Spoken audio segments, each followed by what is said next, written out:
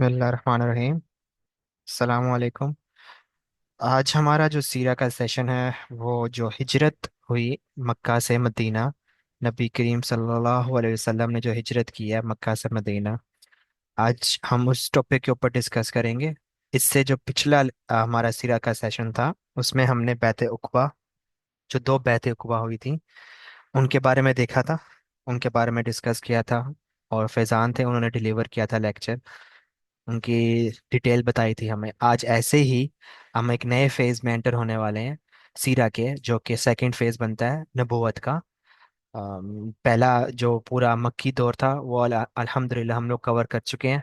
अब हम लोग की जो नेक्स्ट फेज है सीरा का, जो मदीना का सारा पीरियड है 10 साल का, हम उसके ऊपर अब डिस्कस करें अगले आने वाले सेशंस के अंदर।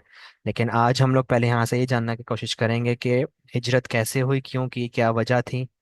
वो सवालात कुछ आप लोगों के साथ ग्रुप में शेयर कर दिए गए थे, उन सबको सामने रखते हुए, और जो प्रेजेंटर है आज हमारी सारा है ग्रुप 1 से, इंशाल्लाह वो प्रेजेंट करेंगे आप सबको।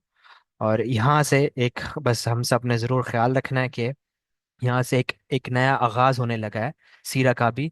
और अगर हम लोग नबी करीम सल्लल्लाहु अलैहि वसल्लम की ज़िंदगी को भी देखें तो कि नया फेज स्टार्ट होने वाला था। यानी मक्का के अंदर नबी करीम सल्लल्लाहु अलैहि वसल्लम ने जो तबलीग की है, लोगों को दावत दी है, वो सिर्फ ज़्यादातर वो मक्की दौर के अंदर जो कुरैश के लोग थे, यानी जो बुत परस्त इन सब चीज़ों के अंदर इन्वॉल्व थे, मुशरिकीन थे, उनको दावत दी थी। यहाँ से आगे नया फेज शुरू होने वाला था, जो एक देखने में ऐसा लगता है कि जीरो से स्टार्ट हो रहा है। जीरो से स्टार्ट से मुराद ये है कि एक नया मरहला आ गया और मुश्किल मरहला आ गया पहले से भी ज्यादा। इसमें उसकी वजह यह है कि मक्की दौर के अंदर अहले किताब का भी सामना है, और उससे बड़ी मुश्किल चीज वो मुनाफिकीन लोग थे जो मुसलमान का लिबादा ओढ़ कर आगे थे, और वो मुनाफिक थे। इन दो को भी साथ लेके चलना, प्लस फिर अहले कुरैश के लोग भी आए, और वो बाद में फतह मक्का की तरफ जब आते भी हैं तो मुशरिकीन भी इन्वॉल्व हैं बीच में। तो ये एक बहुत बड़ा चैलेंज यहाँ से स्टार्ट होता है। तो यहाँ से समझना, इसको पढ़ना सुनना और इसके ऊपर मताला करना बहुत ज़रूरी है, ये फेस जानना बहुत ज़रूरी है। तो मैं भी यहाँ पे सारा को ही कहूँगा कि आप वो यहाँ से कंटिन्यू करें। जी सारा, ओवर टू यू नाउ। अस्सलाम वालेकुम वरहमतुल्लाहि वबरकातुहू। सारा मकसूद है और मैं हिजरत मदीना पे प्रेजेंट करूँगी। सबसे पहले हमें इस चीज़ को समझने की ज़रूरत है कि आप सल्लल्लाहु अलैहि वसल्लम का मक्का से मदीना हिजरत करने की ज़रूरत ही क्यों पेश आई। तो अगर हम इस चीज़ को देखें तो अल्लाह ताला ने आप सल्लल्लाहु अलैहि वसल्लम पर जो जिम्मेदारी आयद की थी कि उन्होंने इस्लाम का निज़ाम पूरी दुनिया पर नाफिज करना, तो इसके लिए सबसे पहले उनका खुद हक को पहचानना सबसे ज़्यादा ज़रूरी था। उसके बाद उन्होंने ये काम पूरा किया। उसके बाद आप सल्लल्लाहु अलैहि वसल्लम ने अपनी एक क्लोज ट्रस्ट वर्दी टीम बनाई जिसमें उनके अपनी फैमिली मेम्बर्स खदीजा और उनके फ्रेंड्स हजरत अबू बकर और हजरत अली रज़ी अल्लाह अन्हु शामिल थे। तो ये काम भी इस काम में भी अल्लाह ताला ने आप सल्लल्लाहु अलैहि वसल्लम की मदद की। अब जो थर्ड स्टेप था इस्लाम के निज़ाम को नाफिज करने के लिए, वो ये था कि जिस जगह पे आप सल्लल्लाहु अलैहि वसल्लम रह रहे थे जो कि मक्का था, तो वहां पे आपने अपना पैगाम पहुंचाना था। इसका मकसद ये था कि एक ऐसी सोसाइटी बन जाए, एक ऐसा मरकज बन जाए कि जो पूरी दुनिया के लिए एक एग्जाम्पल हो, एक मिसाल हो, जिसको पूरी दुनिया उससे फ़ायदा उठा सके कि ये वो जगह है कि जिसका लाइफस्टाइल, जिसके तौर तरीके, जिसका रहन सहन हमने फॉलो करना है, उसकी पैरवी करनी है, और एक पूरी दुनिया को एक ऐसे निज़ाम के अंडर लाना है जो कि अल्लाह ताला के मर्जी के मुताबिक होगा। लेकिन जब आप सल्लल्लाहु अलैहि वसल्लम ने मक्का में खुलेआम दीन की तबलीग शुरू की, तो ये वाला थर्ड स्टेप कामयाब नहीं हो सका। यहाँ पे आप सल्लल्लाहु अलैहि वसल्लम इस एक सोसाइटी बनाने में यहाँ पे कामयाब नहीं हो सके, क्योंकि यहाँ पे बातिल की कुव्वतें इतनी स्ट्रांग थी। उनको अपेरेंटली अपना इन्फ्लुएंस, अपनी ताकत, अपनी मालो दौलत खतरे में जाती हुई महसूस हुई। तो उन्होंने जब इस चीज़ को देखा तो उन्होंने हक अपनी तरफ से पूरी तौर पर मुखालफत की। लेकिन आप सल्लल्लाहु अलैहि वसल्लम ने यहाँ पे गिव अप नहीं किया। उन्होंने तब तक अल्लाह ताला का पैगाम वहाँ पे पहुँचाते रहे जब तक उनको भी और उनके साथियों को भी इस चीज़ का अंदाज़ा हो गया था कि अब इसके बाद आप सल्लल्लाहु अलैहि वसल्लम में इतनी हिम्मत नहीं है कि वो यहाँ पे अपनी जान की हिफाजत करते हुए मुसलसल इस्लाम को पहुँचाते रहें। तभी आप सल्लल्लाहु अलैहि वसल्लम ने मक्का को छोड़कर ताइफ में तब्लीग के लिए गए, और ये उनकी पूरी जिंदगी का उससे भी मुश्किल एक दौर था। और यहाँ पे हम turning points, major turning events रहते हैं जहाँ पे अल्लाह ताला ने आप सल्लल्लाहु अलैहि वसल्लम की पहले उनको साबित कदम रहने का हुक्म दिया गया, लेकिन ये वो पॉइंट था कि जब आप सल्लल्लाहु अलैहि वसल्लम को अल्लाह ताला की तरफ से ये रियलाइजेशन हो गई कि अब मक्का में उनके लिए ठहरना नामुमकिन हो चुका था, या तो नाउजुबिल्लाह उनकी जान को खतरा था, और अगर उनकी जान को खतरा था तो उसका मतलब ये है कि अ, अ, अगर आप सल्लल्लाहु अलैहि वसल्लम को नाउजुबिल्लाह कुफार वहाँ पे कुछ उनको नाउजुबिल्लाह कत्ल कर देते हैं, तो फिर ना कोई आगे उम्मत होगी, ना ही कोई ऐसी सोसाइटी होगी। तो ये ऐसा पॉइंट था जहाँ पे आप सल्लल्लाहु अलैहि वसल्लम का हिजरत करना जरूरी हो गई थी।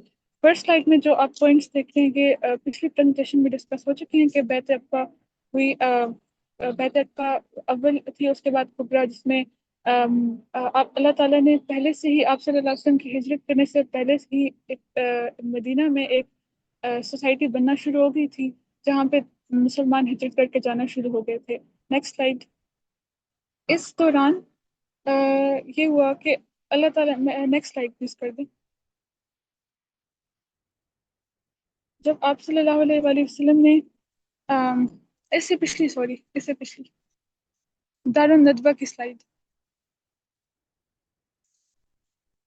जब अल्लाह ताला ने आप सल्लल्लाहु अलैहि वसल्लम को हिजरत का हुक्म दे दिया, तो उसी टाइम पर दारुन नदवा में कुफार भी अपनी प्लानिंग कर रहे थे और अल्लाह ताला भी अपनी प्लानिंग कर रहे थे। दारुन नदवा में मक्का में मौजूद जितनी भी कबाइल थे, उन सब के हर कबीले का एक नुमाइंदा दारुन नदवा में इकट्ठा हुआ, और साथ ही शैतान भी नजद के एक सरदार की हैसियत से वहां पे शामिल था।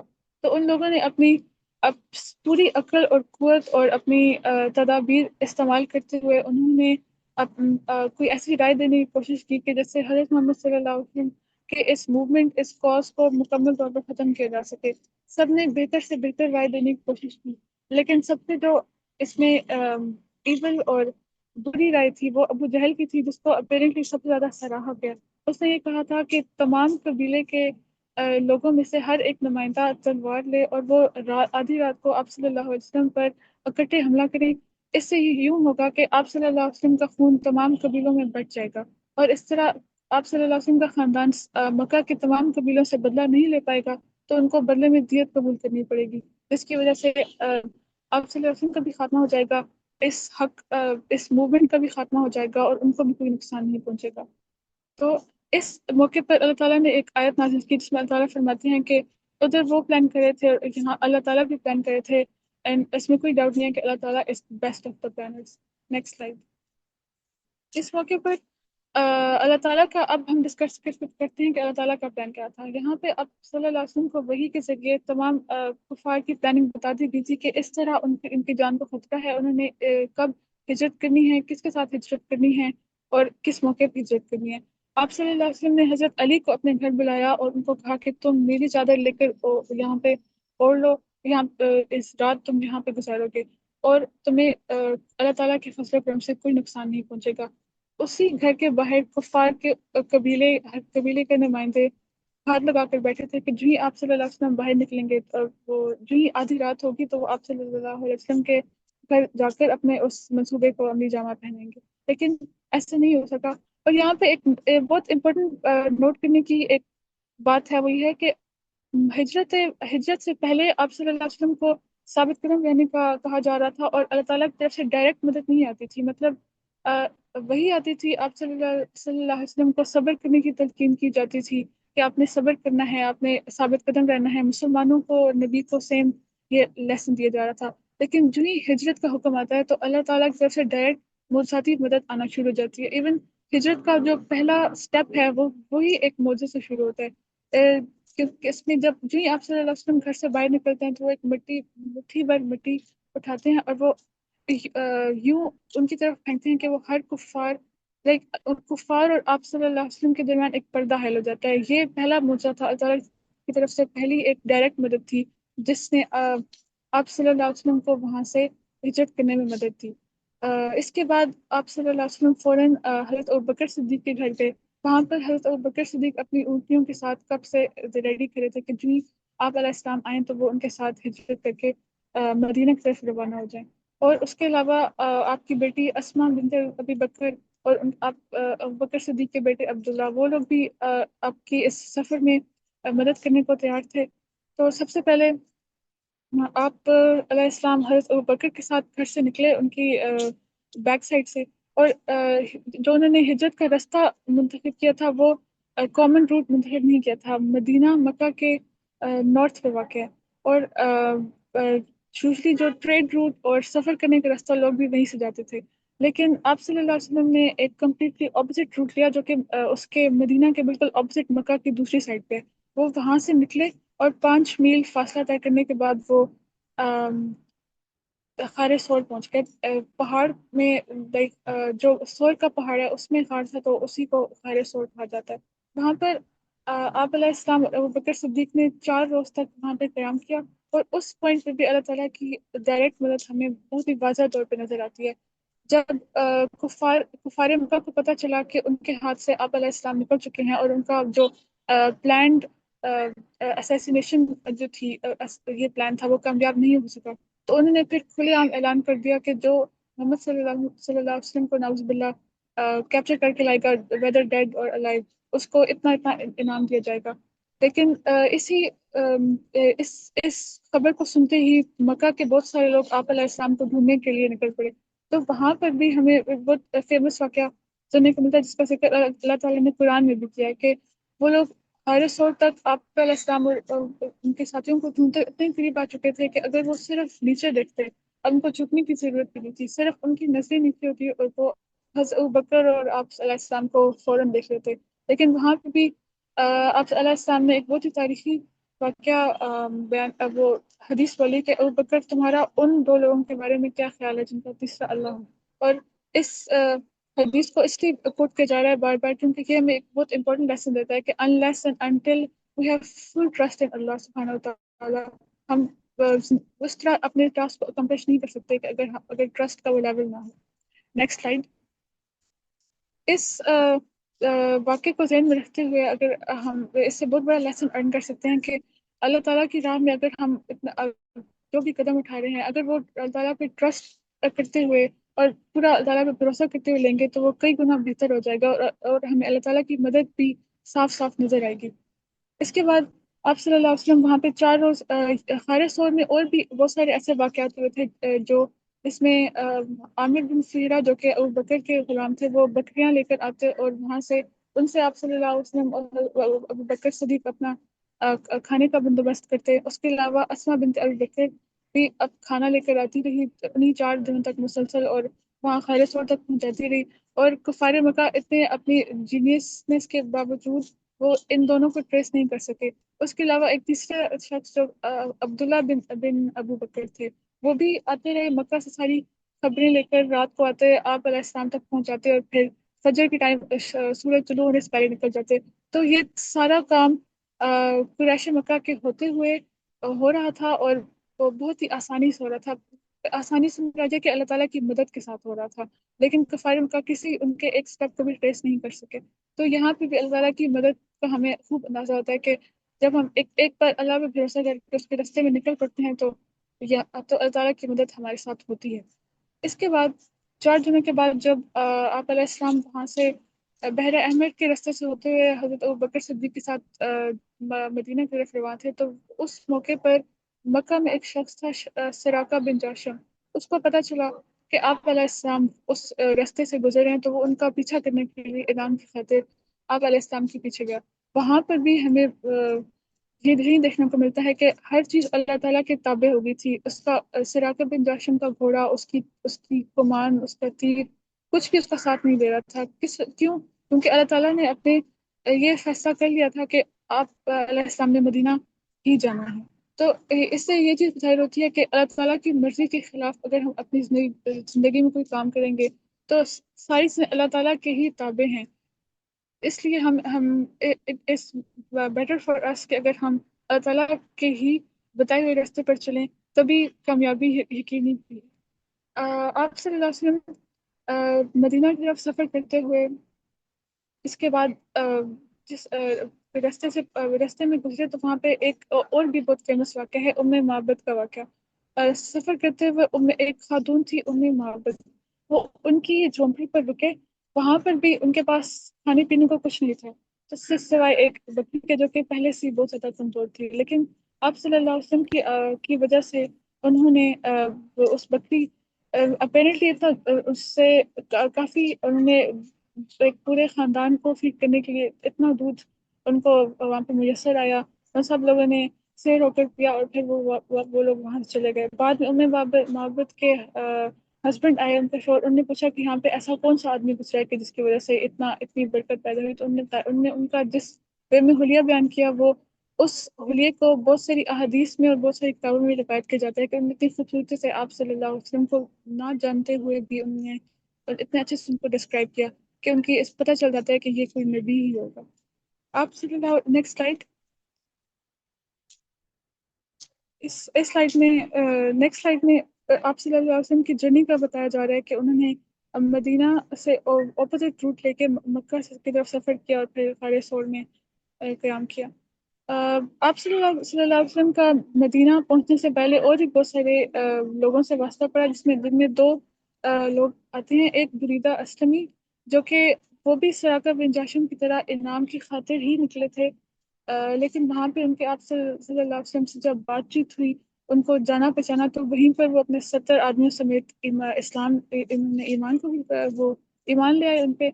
और उन्हीं के साथ मदीना की तरफ उन्होंने भी सफर करना शुरू कर दिया। उसके अलावा उनको एक और आदमी मिले, जुबैर बिन अवाम रज़ी अल्लाह अन्हु, वो भी आप सल्लल्लाहु अलैहि वसल्लम के साथ हो लिए। तो एक तरह का ये पूरा काफिला बन गया था कि जो मदीना की तरफ अब रवाना दवा था। अब मदीना में पहुंचने से पहले आप सल्लल्लाहु अलैहि वसल्लम कुबा में रुके थे, जो कि मदीना के ही करीब एक छोटी सी बस्ती थी। Next slide. वहां पे आप सल्लल्लाहु अलैहि वसल्लम ने सबसे पहली इस्लाम की मस्जिद की बुनियाद रखी। कुबा में कुबा की मस्जिद को ही वो उस वही मस्जिद कहा जाता है जिसकी बुनियाद तकवा पर रखी गई। आप सल्लल्लाहु अलैहि वसल्लम वहाँ पे एक चंद दिन ही रुके थे और उसके बाद वो मदीना पहुंचे। मदीना में आप सल्लल्लाहु अलैहि वसल्लम एज अ स्ट्रेंजर नहीं गए थे, बल्कि वो as already recognisable acceptable leader की हैसियत से मदीना में दाखिल हुए थे। सारे लोग पहले से ही आप सल्लल्लाहु अलैहि वसल्लम पर ईमान ला चुके थे। पहले से वो आपको अपना लीडर मान चुके थे और उनको अपना पेशवा मान चुके थे, जिसकी वजह से अगर आप लोग नेक्स्ट सीरा सेशन में पढ़ेंगे कि अंसार और मुहाजिरीन के दरमियान जो खाते मदीना हुआ। और ये सब कुछ इतना इजीली इसलिए हो गया क्योंकि मदीना के दो कबीले औस और खजरज पहले से ही आप सल्लल्लाहु अलैहि वसल्लम को अपना सरदार के तौर पर मुंतखब कर चुके थे। उनके बैत अकबा, जो बैत अकबा हुई थी, उनमें उन्होंने अपने जो प्रॉमिस किए थे कि हम आप सल्लल्लाहु अलैहि वसल्लम को हर तरह से उनकी प्रोटेक्शन देंगे। वो उन्होंने हिजरत मदीना के दौरान वो वादा पूरा करके दिखाया था और एंड तक, फतेह मक्का तक, वो अपने वादे पर कायम थे। तो इस मुझे जितना समझ आया है हिजरत मदीना के वाक़े से, वो ये समझ आया है कि फर्स्ट थिंग्स, पहली बात ये कि एक इंसान को अपना फुल पोटेंशियल से अल्लाह ताला की राह में अपना आप सेक्रीफाइस देनी होती है, तब अल्लाह ताला की मदद आती है। और फिर जब अल्लाह ताला की मदद आती है तो फिर वो रुकती नहीं है। वो एक इंसान, एक आम इंसान भी उसको उसी तरह देखता है जिस तरह जिस बंदे को डायरेक्टली हेल्प रिसीव हो रही होती है, वो भी दोनों को अल्लाह ताला की मदद बहुत वाज़ह तौर पे नजर आ रही होती है। तो इसी मदद की वजह से आप सल्लल्लाहु अलैहि वसल्लम मदीना पहुंचे। और यहाँ पे पहले मक्का में आप सल्लल्लाहु अलैहि वसल्लम पैसिव रेजिस्टेंस से काम ले रहे थे। मतलब वहाँ पे उन्होंने सिर्फ साबित कदम रहना था इस्लाम पर और अपने दीन पर साबित कदम रहना था। लेकिन मदीना जाने के बाद आप सल्लल्लाहु अलैहि वसल्लम ने इस पैसिव रेजिस्टेंस को एक्टिव रेजिस्टेंस में चेंज कर लिया था। वहाँ पे उनके पास अपनी एक कम्युनिटी भी थी, अपना एक मरकज भी बन चुका था, और वो एक लीडर की हैसियत से भी माने जाते थे। तो यहाँ पे आप सल्लल्लाहु अलैहि वसल्लम अपने उस रोड मैप को फॉलो कर सकते थे जो कि इस नबूवत के पहले दिन से उनको अता कर दिया गया था। अब यहाँ पे आप सल्लल्लाहु अलैहि वसल्लम ने अपनी इसी ताकत को इस्तेमाल करते हुए मदीना के आसपास के इलाकों में भी अपना इन्फ्लुएंस बनाना शुरू किया। मदीना के अंदर यहूदियों से माहदे किए और अंसार और मुहाजिरीन के दरमियान मवाक़ात, जैसे मवाक़ात मदीना कायम किया। जिससे उनकी लीडरशिप का अंदाजा होता है कि he was strengthening the place, जहाँ पे जिस जगह को उन्होंने मरकज बनाना था इस्लाम, पूरी दुनिया में इस्लाम की इशाअत के लिए। तो ये मुझे समझ आया है। And that's all from my side.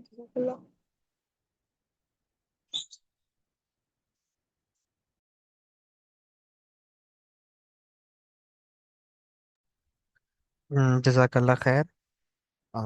चलें।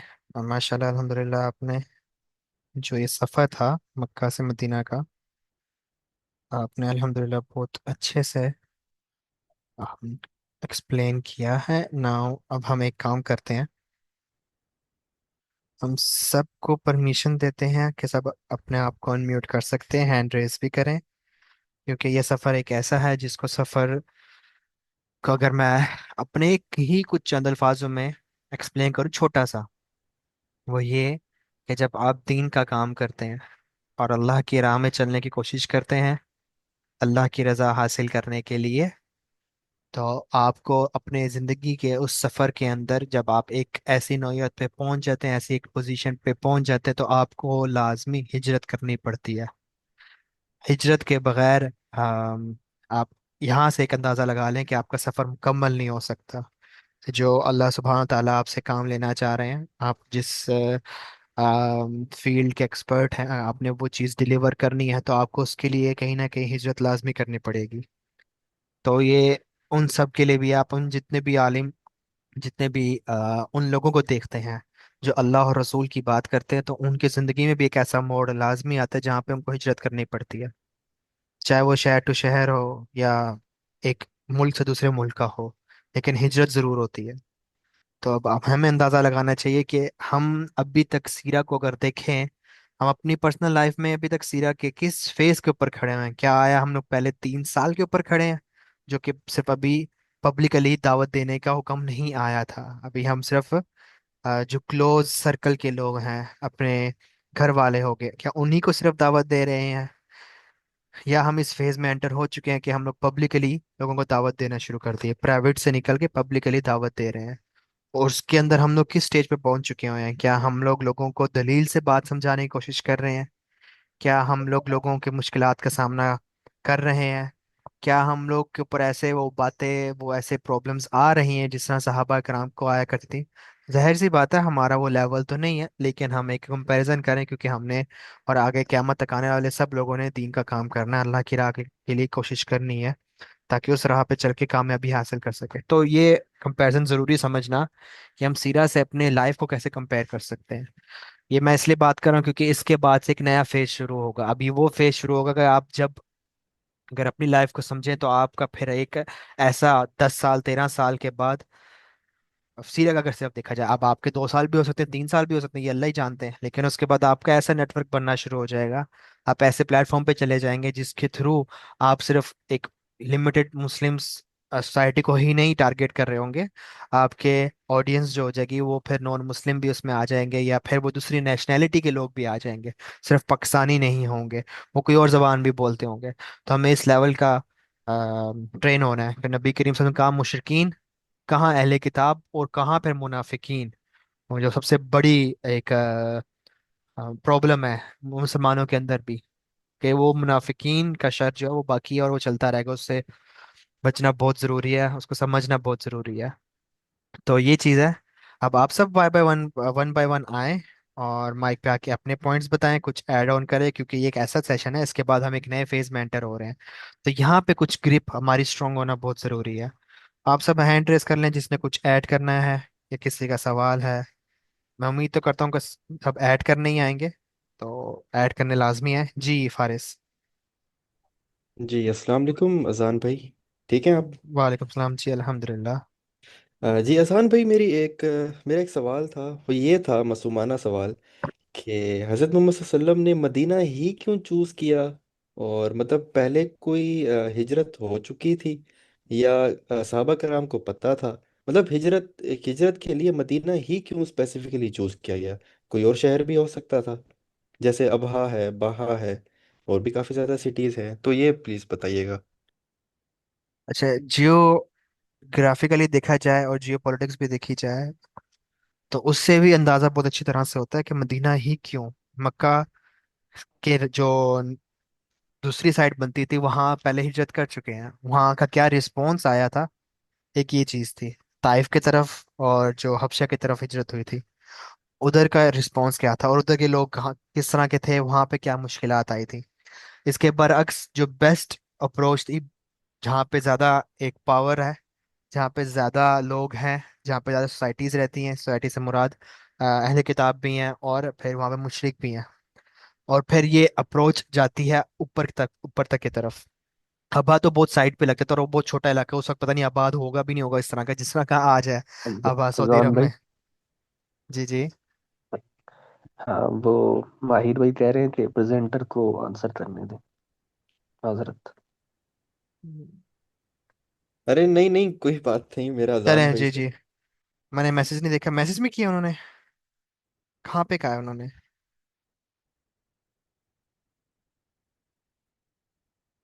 मेरी स्क्रीन स्ट्रक है, आप मुझे बता दें। सारा आप इधर ही है ना?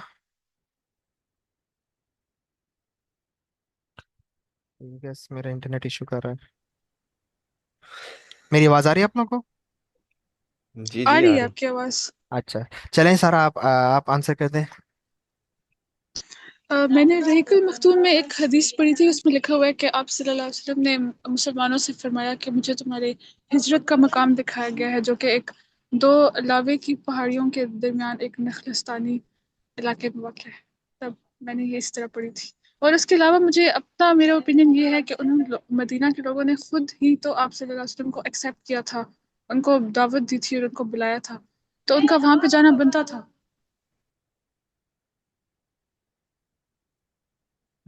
ठीक है। ठीक है। चलें, सही है।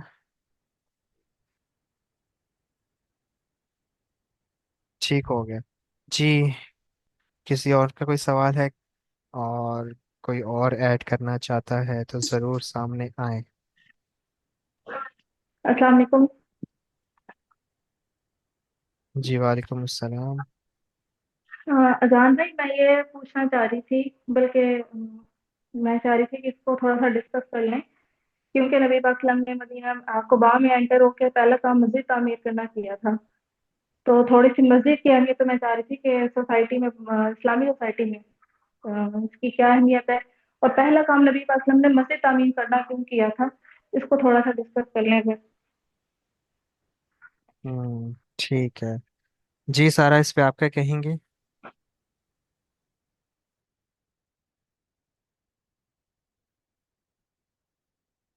फैजान, इस पे आपने भी कुछ कमेंट लाजमी देना है, जो ये सवाल आया है ना अभी करंट। तो इस पे आप भी ज़रा रोशनी होती डालें। जी आप दोबारा बोलिए, आपका मेरे ख्याल में मुझे आवाज़ नहीं है या माइक का इशू है। तो मस्जिद अगर नहीं होगी तो फिर एक सेंटर किस तरह बनेगा जहाँ पे मुसलमानों की को प्रेजेंट किया जाएगा, उनकी लीडरशिप को देखा जाएगा? तो मेरे पास का यही आंसर है। अच्छा, वो आजान भी जो आप पहले आंसर कर रहे थे, और जियोग्राफिकल पॉइंट ऑफ व्यू से, वो भी शायद आप एडिशन कर सकते हैं उसकी, पहले वाले क्वेश्चन की। ठीक है। मेरा ज़रा इंटरनेट मुझे लग रहा है, क्योंकि आप मुझे आवाज़ कभी कट रही है कभी आ रही है, तो शायद इश्यू थोड़ा सा हो रहा है। आप जो भी ये करंट सवाल अभी आया ना मस्जिद के बारे में, तो इस पे ज़रा आप क्या कहते हैं फैजान, आप इस पे कमेंट्स करें लाजमी। हमने ना प्रेजेंटेशन ली थी, बुरहान भाई थी, अगर वो सबको याद हो, उन्होंने मस्जिद के हवाले से वो जो रोल है, रोल ऑफ मस्जिद, वो काफ़ी बेहतर तरीके से डिफाइन किया था। तो आप ये देखेंगे कि मक्का में भी आप सल्लल्लाहु अलैहि वसल्लम ने दारे अरकम एक कायम की, जिसमें अगर वो मस्जिद नहीं भी थी तो वो एक किस्म का एक पॉइंट था, एक जगह थी अपॉइंट की गई जहाँ पे मुसलमान इकट्ठे हों, और वो आपस में जो भी मामलात हैं, जो आगे जो लेके चलने हैं, किस तरह चीज़ों को संभालना है, वो उस हवाले से लाया अमल बनाते रहे, और आप सल्लल्लाहु अलैहि वसल्लम की सरकर्दगी में उसको अडॉप्ट करते जाए। फिर सेम चीज आप देखेंगे, हजरत अबू बकर सिद्दीक रजी रजी अल्लाह ताला अन्हो ने अपने घर के बाहर बनाई थी मस्जिद। तो एक चीज तो ये है कि ये ना जमात की नुमाइंदगी के लिए होती है, कि आप जहाँ पे कुछ मखसूस लोग हों, बजाय इसके कि वो अलग अलग हों, क्योंकि उम्मत जो है वो यूनिटी है, यूनिफिकेशन के उस पर दिखाई जाएगी, ठीक है। तो वो जब इकट्ठी होगी ना, तो वो ऑपोजिशन पे एक किस्म का रौब बनाएगी। तो यही वो चीज़ है कि जब जब मुसलमान यूनिफाइड होते थे, तो वो चाहे 313 हो या चाहे गज़वा हुनैन में बिखरे हुए हो, तो वो दुश्मन के ऊपर हावी हो जाते हैं। ठीक है। तो अ, मस्जिद जो है, अब उसमें फिर मजीद जो कैटेगरीज है वो ये है कि आप सल्लल्लाहु अलैहि वसल्लम ने मस्जिद कुबा बनाई। ठीक है, उसकी तामीर रखी। फिर उसके बाद आपने मस्जिद नबी की तामीर रखी। मस्जिद नबी की तामीर रखने के बाद शायद ये हम आगे पढ़ेंगे भी सही, कि आपने फौरन एक बाजार बनाया मुसलमानों के लिए, क्योंकि जो यसरब में, मदीना में जो इजारादारी थी वो यहूदियों की थी बाजारों में। तो आपने उनकी वो इजारादारी खत्म करने के लिए मस्जिद नबवी के साथ एक बाजार भी बनाया, ताकि मुसलमान जो है वो यहाँ पे ट्रेड करेंगे, ताकि जो फाइनेंशियल, अगर हम उसको कहें कैपिटल, तो उसके हवाले से यहाँ से हम स्टार्ट लेंगे, तो हम तब एक कम्पिटिटिव मैनर में उनको मात दे सकते हैं या उनके खिलाफ जा सकते हैं। जब उन्हीं के रूल्स रेगुलेशंस के हिसाब से चलेंगे तो फिर मतलब फिर हमें उनके हिसाब से खेलना पड़ेगा। तो वहाँ पे आप सल्लल्लाहु अलैहि वसल्लम ने एक बाजार भी मतलब बाकायदा स्टेब्लिश करवाया, और साथ में मस्जिद तो थी ही थी। फिर मस्जिद की जितना रोल है मस्जिद नबी का, वो मेरे ख्याल में आप लोग बहुत बेहतर जानते हैं। बाकी डिटेल वो बुरहान भाई की उसमें थी प्रेजेंटेशन में। जी जज़ाकल्लाह खैर। जी उमर, आप अनम्यूट कर सकते हैं। जी अस्सलाम वालेकुम रहमतुल्लाहि टू एवरीवन।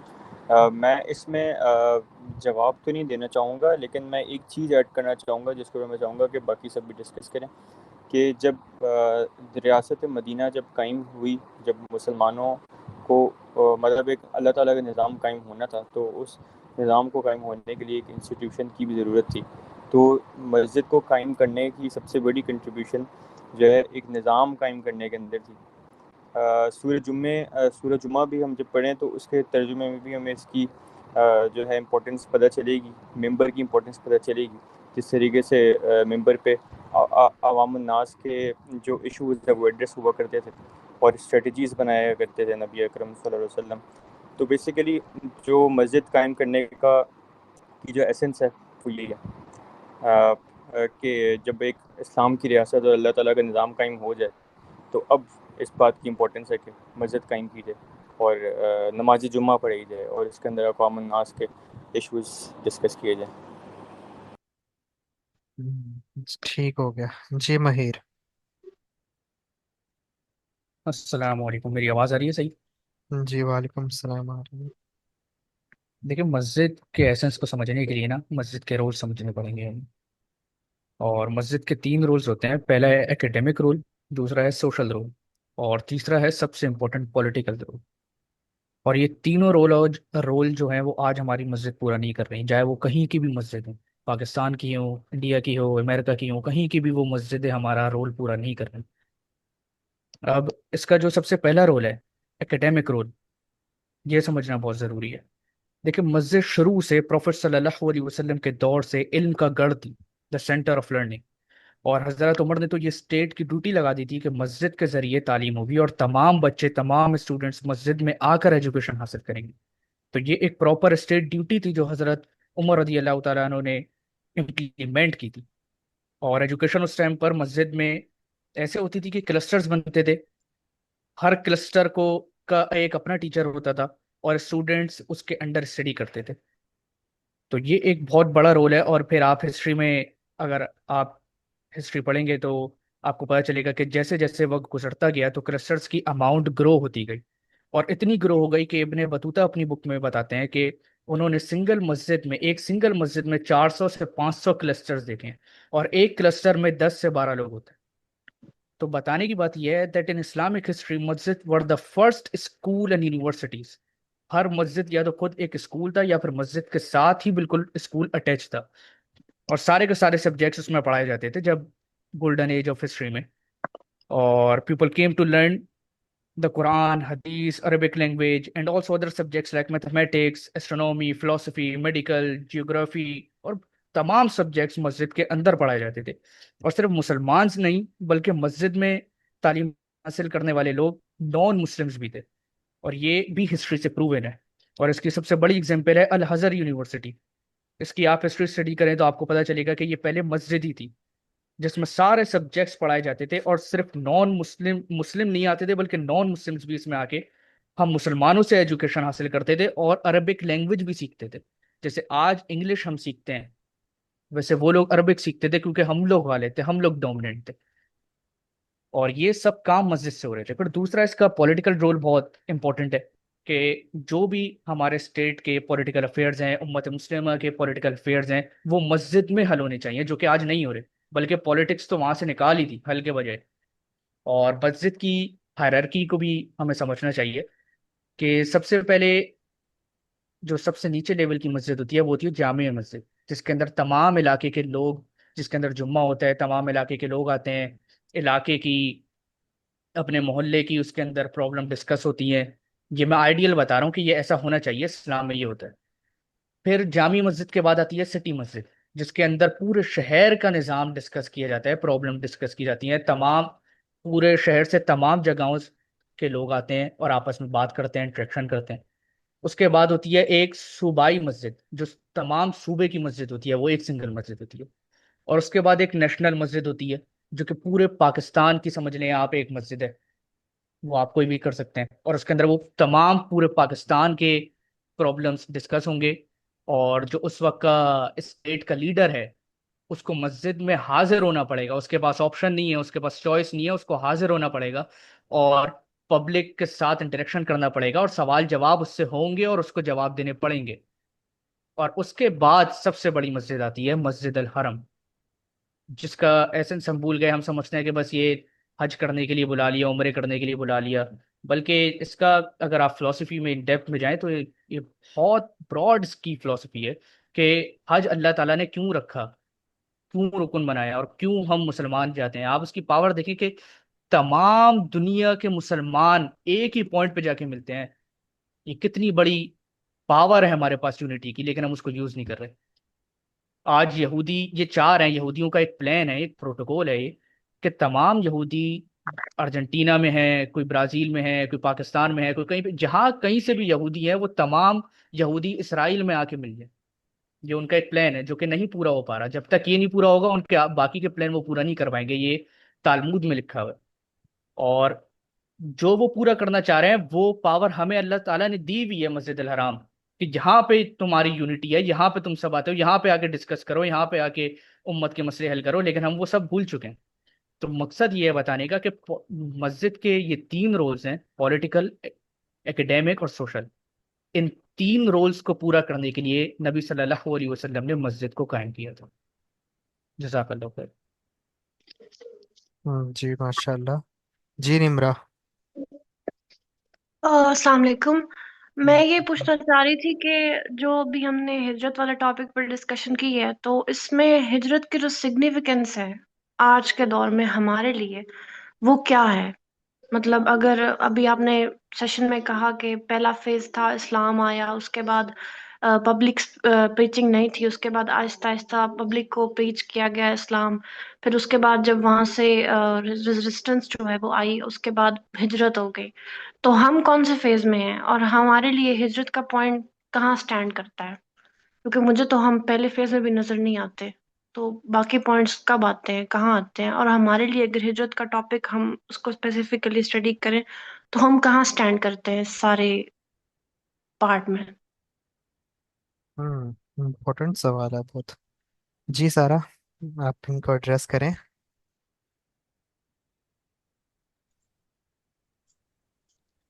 आई थिंक आप इसका ज़्यादा बेहतर आंसर दे सकते हैं या माहिर।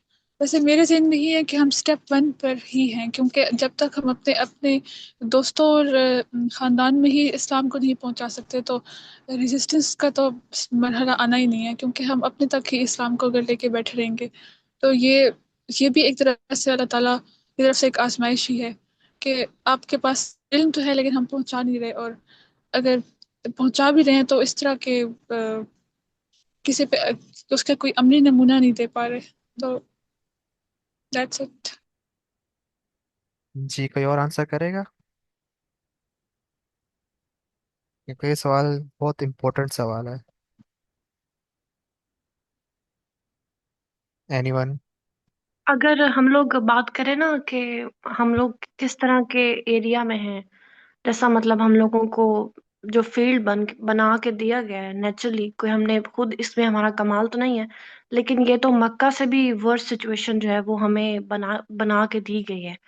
तो अभी हमारे ऊपर पहला फेज भी नहीं आ रहा जिसमें मैं कहूँ कि हमारे ऊपर इस्लाम आ चुका है, हमारे ऊपर भी नहीं आ रहा। तो प्रीचिंग का फेज और फिर हिजरत की सिग्निफिकेंस, ये सारी चीजें तो बाद में आती है ना। तो इस पे हमारा मतलब क्या, हम इस पॉइंट पे कहाँ स्टैंड करते हैं एज आईएमएस या एज मुस्लिम या एज पाकिस्तानी, जो भी आप कहें, हम लोग कहाँ स्टैंड करते हैं? क्योंकि हमें नजर तो आ रहा है कि अगर हम लोग प्रीचिंग क्या कोई मतलब थोड़ा सा भी कोई स्टेप फॉरवर्ड लेंगे तो हम हमें क्या आगे से मतलब उसका बैकलैश मिलना है।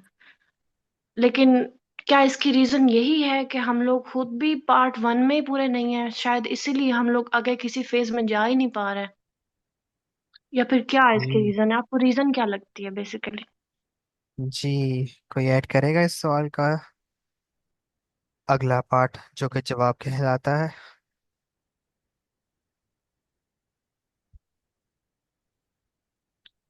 चलें, ठीक है। आपका जो सवाल है ना निम्रा, इसके, जी कोई ऐड करना चाह रहा अस्सलाम वालेकुम। है? जी वालेकुम सलाम। एक छोटा सा एडिशन मैं करना चाह रहा हूँ, एग्जैक्ट आंसर नहीं है इनका, लेकिन एक एडिशन ये है कि हिज्जत की बात हो रही थी अभी। तो हिज्जत के भी दो टाइप्स हैं। एक हिज्जत मकानी जिसे कहा जाता है, जैसे आप वसल्लम ने मक्का से मदीना की तरफ की। और एक एक बातनी हिज्जत भी होती है, जिसके बारे में एक हदीस भी है कि सच्चा महाजिर वो है जो उन चीजों को छोड़ दे जिनसे अल्लाह ने मना फरमाया। तो वो भी एक महाजिर ही है। तो हम्म। अभी इस वक्त हम जो मकानी हिजरत के तो अभी फेस में हम नहीं है, लेकिन जो बातिनी हिजरत है वो उस फेस में हम सब है इस वक्त। तो अगर हम प्रैक्टिकल कुछ करना चाहते हैं तो कम से कम ये हिजरत हर बंदा कर सकता है, वो आज ही इसी वक्त भी कर सकता है। बड़ा अच्छा जवाब दिया आपने, माशाल्लाह, टू द पॉइंट। सही है। लेकिन अगर इसको थोड़ा सा और एक्सपेंड करें, आपके सवाल के दो पार्ट बनते हैं। वो ऐसे है, एक इंडिविजुअल लेवल पे इसको देखना होगा और एक आपको सोसाइटी के या फिर एक जमात के लेवल पे देखना होगा। ठीक है। इंडिविजुअल लेवल पे देखना है तो आपको फिर हम सबको अपने अपने गारे हीरा में जाके देखना पड़ेगा कि हम कहाँ कहाँ स्टैंड कर रहे हैं। अभी मैं क्या वो इल्म भी हासिल कर रहा हूँ? क्या मैं वो कुर्बानियाँ दे रहा हूँ जो मुझे इल्म हासिल करने के लिए डिमांड करती हैं?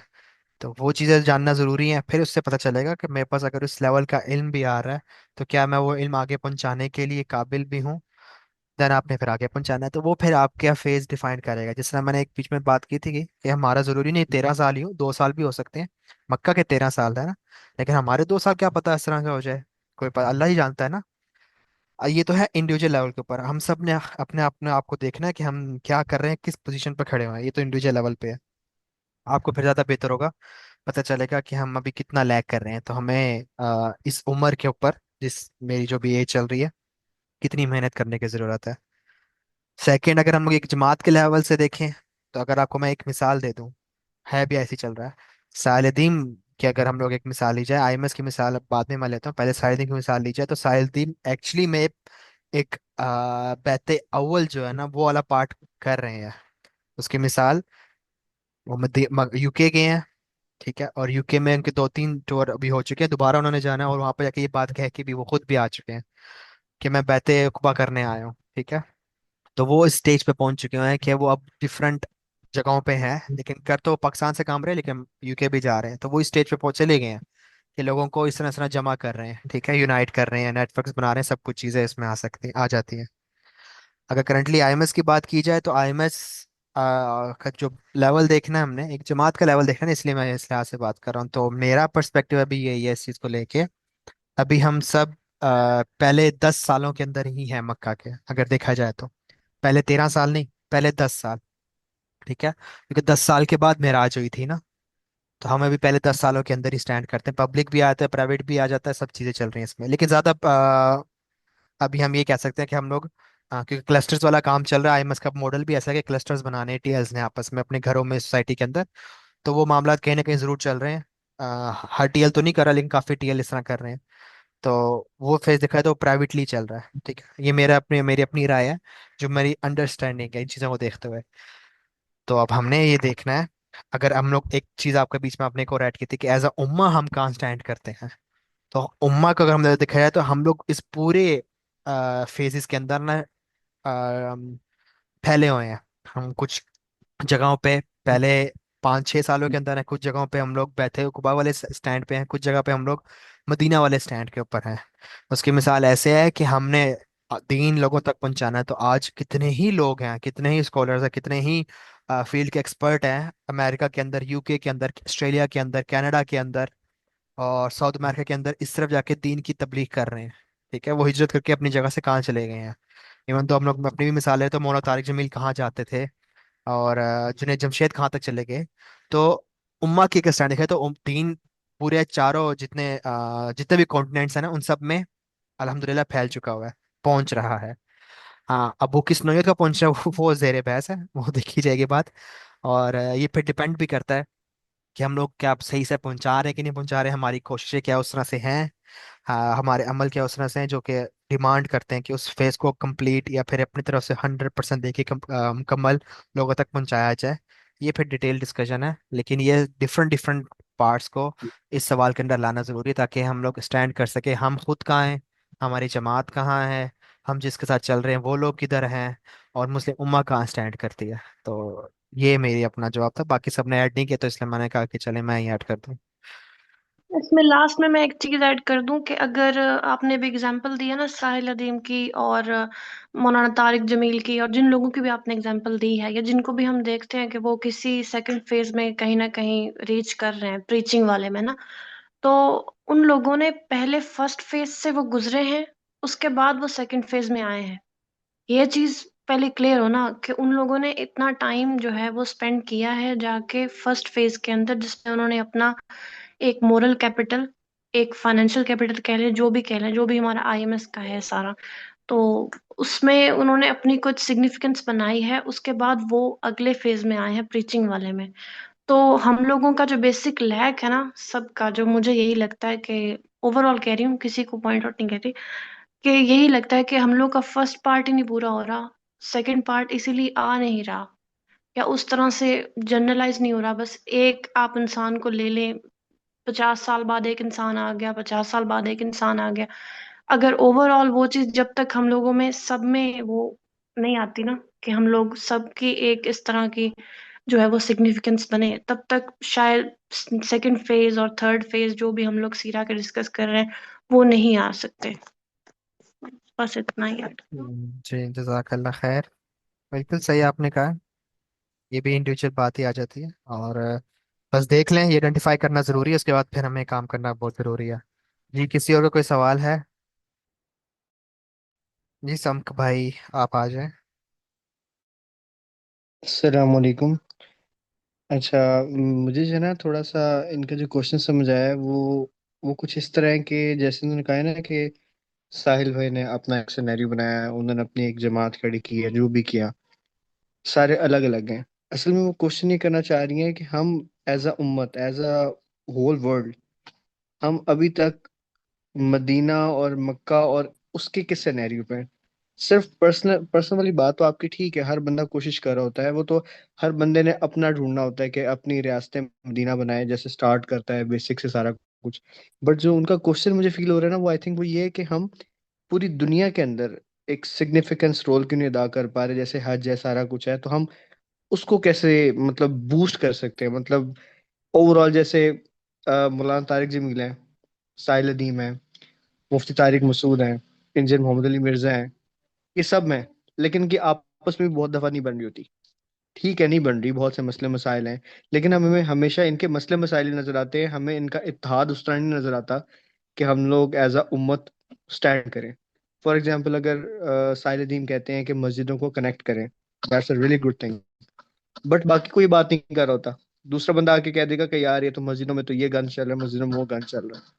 तो मुझे जो क्वेश्चन फील हुआ ना सिस्टर का, वो ये है कि शायद वे कहना चाह रही हैं कि पर्सनल तो है ही है, हम कोशिश तो कर ही रहे हैं, गिरे हुए हैं, कोशिश कर रहे हैं उठने की, बट एज अ उम्मत हम ये इत्तेहाद कैसे कायम कर सकेंगे। I think it's my opinion.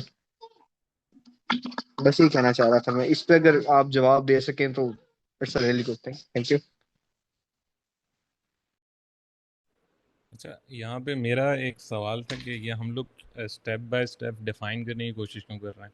ऐसा भी तो हो सकता है, या आप कहीं से आप लोग ये चीज़ ले रहे हैं कि आप डायरेक्टली जिस तरह से अभी लीनियर लेके चल रहे हैं कि फर्स्ट स्टेज ये है, सेकंड ये है, थर्ड ये है, तो ऐसा हो सकता है क्या, ये पॉसिबिलिटी है कि आप डायरेक्टली थर्ड पे चले जाएं? और लीनियर जिस तरह से आप लोग डिफाइन कर रहे हैं, पहले ये चीज़ होना लाजमी है, उसके बाद आप स्टेज 2 पे जाओगे।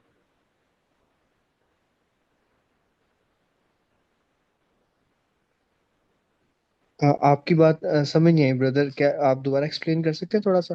जिस तरह भाई बोल रहे थे ना कि हम हाई लेवल पे सबको कनेक्ट करने की एक कोशिश जो बोल रहे हैं, क्यों नहीं सब कनेक्ट हो रहे, उसमें एक तो जो मेरी अंडरस्टैंडिंग है वो मैं बता देता हूँ, फिर दोबारा सवाल भी रिपीट कर देता हूँ। एक तो ये है कि जो मेरी अंडरस्टैंडिंग है वो ये है कि इन सारे स्कॉलर्स की जो बैकग्राउंड है ना वो बहुत डिफरेंट है।